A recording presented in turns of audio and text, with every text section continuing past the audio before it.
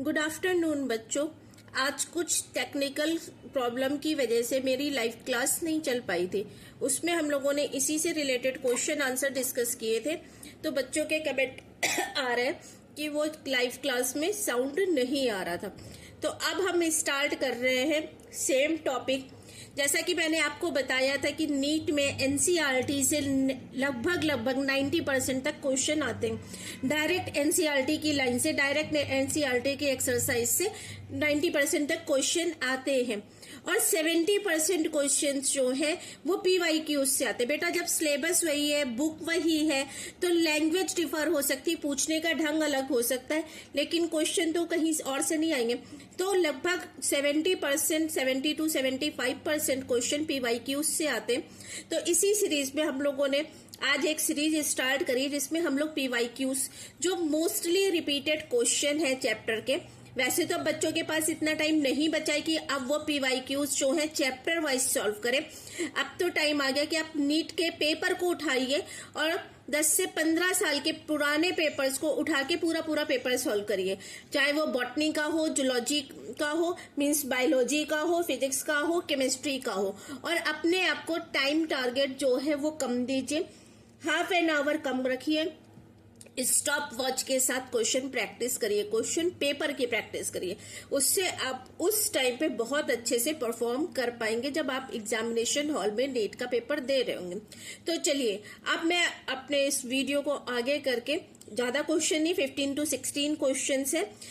Chemical control and coordination chapter है, उससे question है। आपको पता है ये चैप्टर जो है हार्मोन से डील करता है। तो हार्मोन से डील करता है तो सारे क्वेश्चंस जो हैं वो हार्मोन बेस ही है।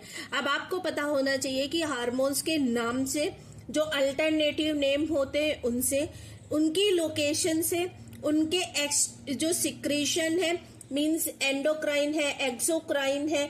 आपको अगर मैं एक्सोक्राइन बोल रही या एंडोक्राइन बोल रही तो हार्मोन की बात हो रही है, एंजाइम की बात हो रही है, ये आपको क्लियर होना चाहिए। अभी तक आप इतना जो है वो पूरी बायो आपकी कंप्लीट हो चुकी होगी। अब सिर्फ और सिर्फ रिवीजन का टाइम बचा है, क्वेश्चन प्रैक्टिस का टाइम बचा है। सॉरी। तो अब जो है आज हम लोग जो कर रहे हैं चैप्टर, आप लोगों ने बहुत अच्छे से कर लिया होगा। आज हम सिर्फ उसकी प्रैक्टिस कर रहे हैं। तो फर्स्ट क्वेश्चन है, which hormone regulates blood calcium level? कौन सा हार्मोन हमारी ब्लड कैल्शियम लेवल को रेगुलेट करता है? देखिए इस क्वेश्चन का क्या आंसर है वो तो हम लोग डिस्कस करेंगे ही। इसके साथ मैंने आपको प्रीवियस लेक्चर में ये भी बताया हुआ है कि प्लीज जो भी हार्मोन है उसका एंटागोनिस्टिक जो वर्क करता है उस हार्मोन को भी याद रखिएगा।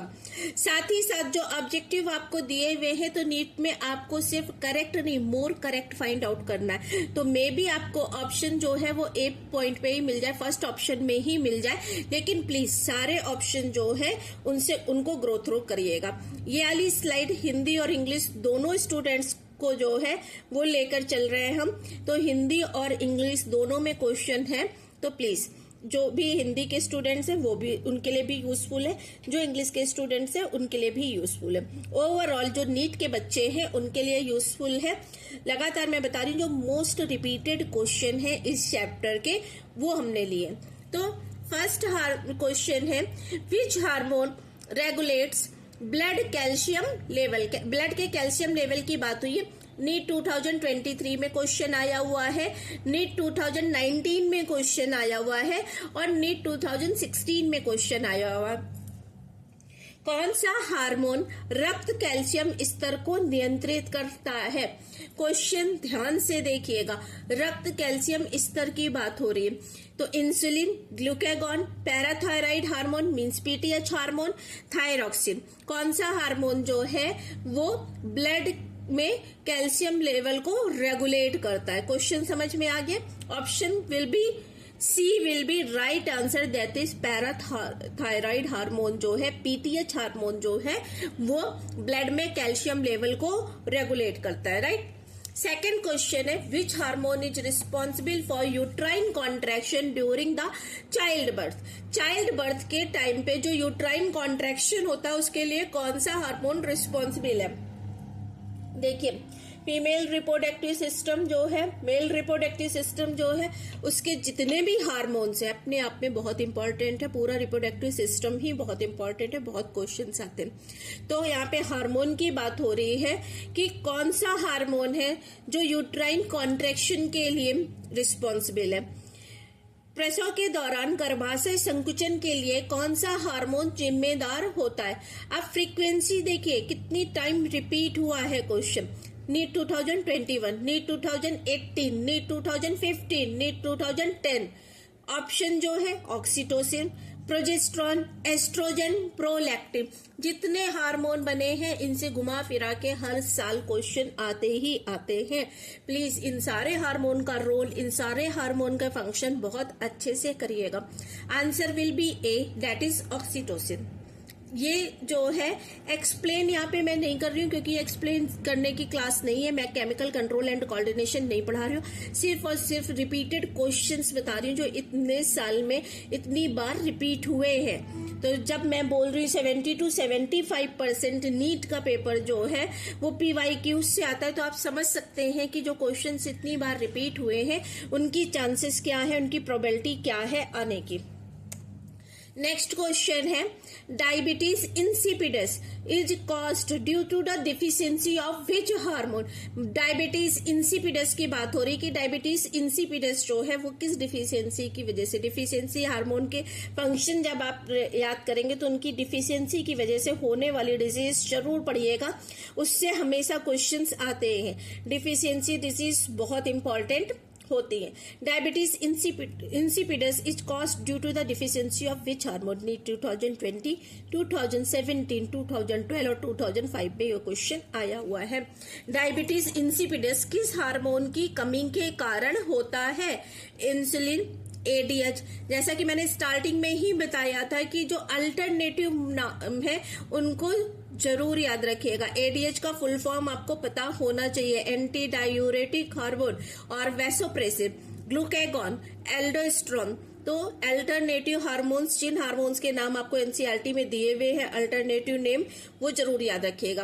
Diabetes insipidus is caused due to the deficiency of which hormone. Diabetes insipidus किस हार्मोन की कमी के कारण होती है, तो वो क्या है, ADH, वैसोप्रेसिव, इसकी वजह से डायबिटीज इंसिपिडस होती है। नेक्स्ट क्वेश्चन है हमारा, which endocrine gland is both exocrine and endocrine. आपको पता है कि एक का सिक्रीशन एंजाइम है, एक का सिक्रीशन हार्मोन है, और जो ग्लैंड इन दोनों को सिक्रीट करती है, एंजाइम और हार्मोन को, उनको हम मिक्स्ड ग्लैंड बोलते हैं। तो ये क्वेश्चन नीट 2022 में, 19 में, 16 में और 11 में आया हुआ है।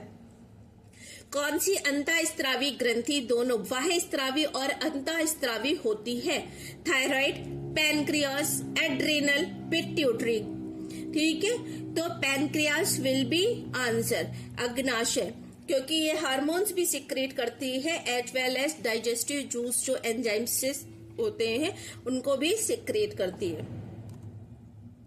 द फाइट और flight response is regulated by which hormone. यहाँ पे 2 F की बात है, फाइट और फ्लाइट की, लेकिन तीनों F से रिलेटेड क्वेश्चन आता है तो हार्मोन विल बी सेम होगा। तो जो तीसरे हैफ को, फ्राइटन को भी याद रखिएगा। फ्लाइट और flight response is regulated by which hormone.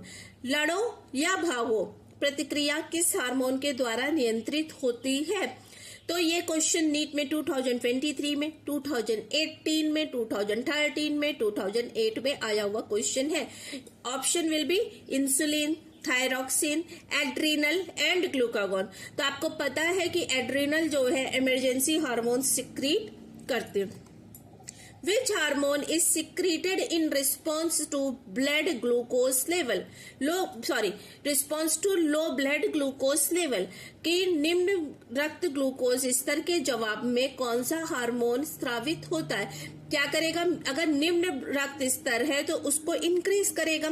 Means कहीं ना कहीं एंटागोनिस्टिक वर्क के लिए भी दूसरा हार्मोन होगा कि जब हाई ब्लड शुगर होती होगी उस टाइम पे कौन वर्क करता है। तो इस तरह से को रिलेट करके क्वेश्चंस बनाइएगा तो आपके एक साथ कई क्वेश्चंस जो हैं वो सॉल्व हो जाएंगे। Which hormone is secreted in response to low blood sugar level.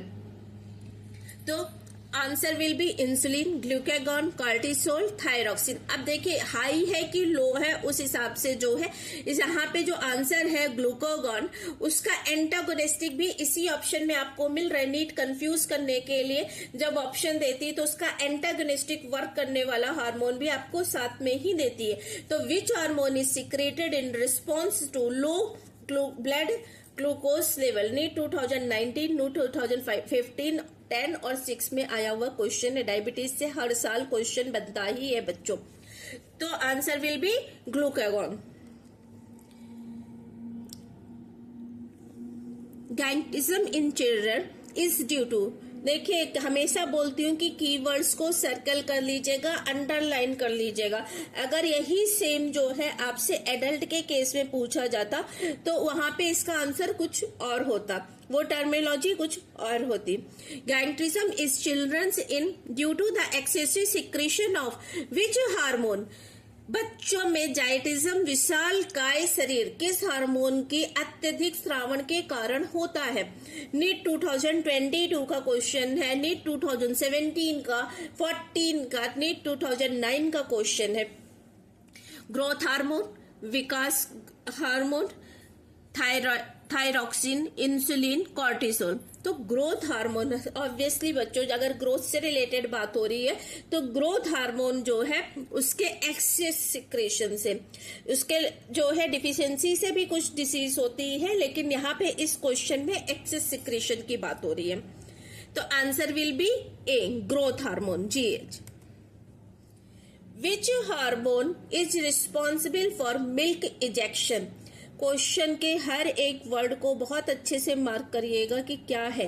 आपसे यहाँ पे मिल्क फॉर्मेशन के बारे में नहीं पूछा गया, आपसे यहाँ पे मिल्क इजेक्शन के बारे में पूछा गया है। दोनों में हार्मोन डिफर है, एक जो मिल्क को बनाता है वो हार्मोन अलग है, जो मिल्क को सिक्रीट करने के लिए करता है वो हार्मोन अलग है। Which hormone is responsible for milk ejection, let down reflex during lactation? दूध निष्कासन लेट डाउन रिफ्लेक्स के लिए कौन सा हार्मोन जिम्मेदार होता है? NEET 2023, NEET 2019, NEET 2015, NEET 2011। इतनी बार रिपीट हुआ है, आप प्रोबेबिलिटी देख सकते हैं इसके आने की। Prolactin, oxytocin, estrogen, progesterone. Answer will be oxytocin. ठीक है, क्यों? क्योंकि इजेक्शन की बात हो रही है। अब आप मुझे कमेंट बॉक्स में बताइएगा कि अगर फॉर्मेशन की बात होती तो उस जगह पे कौन सा हार्मोन होता। नेक्स्ट क्वेश्चन है, which gland is known as master gland of the body? ये बच्चे को पता क्वेश्चन है, फिर भी नीट पे देखे 2022, 2018, 16, 10 इतनी बार रिपीट हो चुका है। कितना सिंपल क्वेश्चन है। लोग बोलते हैं कि क्या एनसीईआरटी से ही क्वेश्चन आते हैं, क्या इतना इजी पेपर आता है? बिल्कुल आता है, प्रूफ आपके सामने है, ये प्रीवियस ईयर क्वेश्चंस है। तो which gland is known as master gland of the body? NEET 2020, 18, 16, 10 में आया क्वेश्चन है, कौन सी ग्रंथि को शरीर की मास्टर ग्रंथि कहा जाता है? और क्यों कहा जाता है ये भी याद रखिएगा, क्योंकि ये खुद तो अपना सिक्रीशन सिक्रीट करती ही है बट ओवरऑल ग्लैंड्स पे भी कंट्रोल करती है। That's why it is known as master gland. Thyroid, pituitary, adrenal, pancreas. तो pituitary will be answer, B will be answer. Which of the following hormone is steroid?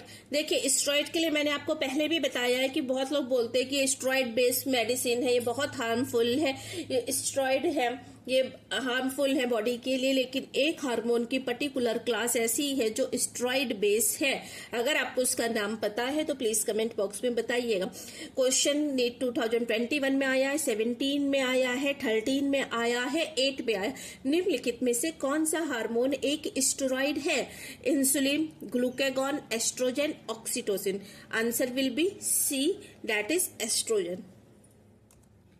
Question number 11, iodine deficiency leads to which disorder? ये मैं आपको पहले भी बता चुकी हूँ कि आयोडीन की डिफिशियंसी, ये बताइए। अच्छा, ये किसको नहीं पता होगा?